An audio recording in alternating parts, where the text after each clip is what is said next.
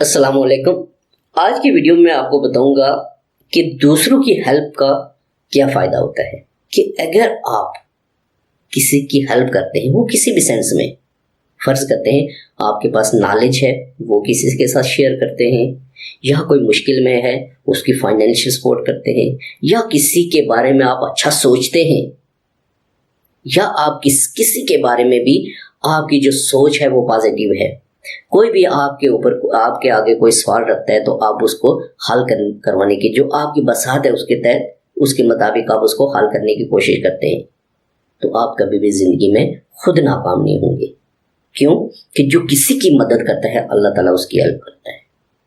अगर आपके सामने कोई सवाल ही आता है किसी तरह का भी, तो आप उसकी हेल्प कर सकते हैं, वो उसकी प्रॉब्लम सॉल्व कर सकते हैं, लेकिन आप मगरूर हैं, आप उसकी तरफ तवज्जो ही नहीं देते, आप इग्नोर कर लेते हैं।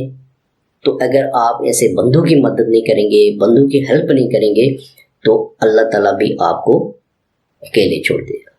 तो जो लोगों की हेल्प करता है, आपने सुना होगा, उसकी अल्लाह ताला ज़रूर मदद करता है। तो इसलिए ज़िंदगी में कभी भी आपको मौका मिले, जिसको ये मौका मिलता है हेल्प का, वो खुशकिस्मत आदमी है। क्योंकि हर बंदे को अल्लाह ताला ये मौका नहीं देता कि वो दूसरों की हेल्प करे। एक बंदा है, फ़र्ज़ करते हैं कि वो अल्लाह के सामने सजदा देता है, तो अल्लाह उसको तौफीक देता है, तब भी सजदा देता है ना।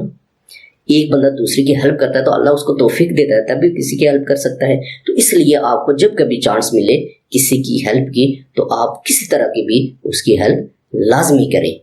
ये नहीं कि उसको इग्नोर कर दें, उसको छोड़ दें, इसमें आप अपना नुकसान कर रहे हैं।